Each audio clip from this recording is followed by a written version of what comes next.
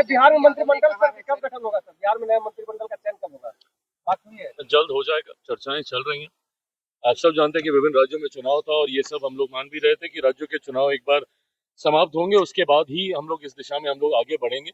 Matter of time है कि हम लोग परिणाम से पहले या परिणाम के तुरंत बाद मंत्रिमंडल का विस्तार हो जाएगा। जरूरत भी है क्योंकि सरकार को पूर्ण रूपेण अपने आप को व्यवस्था को तैयार कर कर जन सेवा में और जो वादे हम लोगों ने किए उसको पूरा करने के लिए जरूरी है कि पूरा मंत्रिमंडल जल्द से जल्द शपथ ले। उस दिशा में हम लोग जल्दी फैसला लेंगे।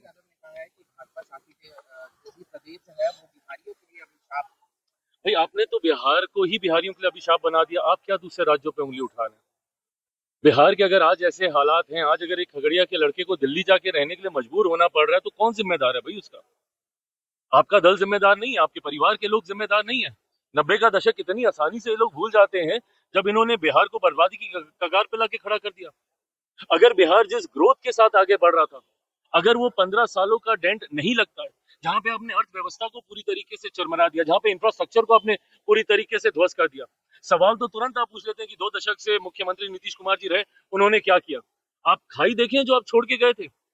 किसी एक सामान्य जमीन के ऊपर विकास की इमारत को स्थापित करना आसान होता है, पर उस खाई को पहले भरना, कनेक्टिविटी पूरी तरीके से ध्वस्त कर दी गई। आज बिहार के किसी भी कोने से आप पटना, आप मुश्किल से 4.5-5 घंटे में आप आ सकते हैं। भाई मैं खुद इसका गवाह हूं।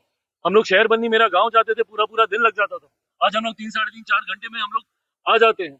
ऐसे में जिस तरीके से कनेक्टिविटी को आपने खत्म किया, क्यों इंडस्ट्री नहीं आई? भाई ये सवाल मैंने भी पूछे थे, बट इसका अध्ययन करने के बाद मुझे समझ में आया कि जिस हालत में 90 के दशक में बिहार को छोड़कर ये नेता प्रतिपक्ष जो आज की तारीख में है, ये और इनके परिवार के लोग छोड़कर गए, कनेक्टिविटी आपने खत्म कर दी थी पूरी तरीके से। बिजली पानी की व्यवस्था नहीं थी, इंडस्ट्री कैसे आती? जिस राज्य में बिजली नहीं थी, जिस राज्य में पानी नहीं था, जिस राज्य में लॉजिस्टिक्स के लिए इंफ्रास्ट्रक्चर नहीं था, कैसे यहाँ पे इंडस्ट्री आती? लगे 2 दशक लगे क्योंकि खाई इतनी बड़ी थी। पर आज की तारीख में जब वो इंफ्रास्ट्रक्चर तैयार हुआ है, मैं मानता हूं कि अगले 5 साल बिहार के लिए एक स्वर्णिम काल के तौर पर होंगे। जिस तरीके से प्रधानमंत्री जी का विशेष तौर पर बिहार और बिहारियों के प्रति उनकी सोच है, मैं मानता हूं इन 5 सालों में बिहार काफी आगे बढ़ेगा। बट आपने और आपकी वजह से जो लोग बिहार छोड़कर गए हैं, मेरी जिम्मेदारी या मेरी सोच से पलायन रोकने तक की नहीं है, रिवर्स माइग्रेशन की भी है कि जो लोग बिहार से बाहर गए हैं कैसे उन्हें वापस हम लोग बिहार लेकर आए। तो आज जब आप उंगली उठा रहे हैं कि दूसरे राज्यों में सुरक्षित नहीं है, आपके रहते हुए आपके नेतृत्व में बिहारी अपने राज्य में सुरक्षित नहीं था, इसलिए बिहार छोड़कर उन्हें बाहर जाना पड़ा। और यकीनन दूसरे राज्यों में जब उनके साथ ऐसी घटनाएं होती हैं, ना सिर्फ ये दुखी और आपको विचलित करती हैं, बल्कि जल्द से जल्द पीड़ित परिवार को न्याय मिले, इस सोच के साथ भी हम लोग काम कर रहे हैं। बट ये उंगली जब उठाते हैं तो कई उंगलियां इनकी खुद की ओर उठती है कि आज अगर उसको वहां पे गोली लगी तो उसका जिम्मेदार कौन था, उसको बाहर भेजने का काम किसके द्वारा किया गया।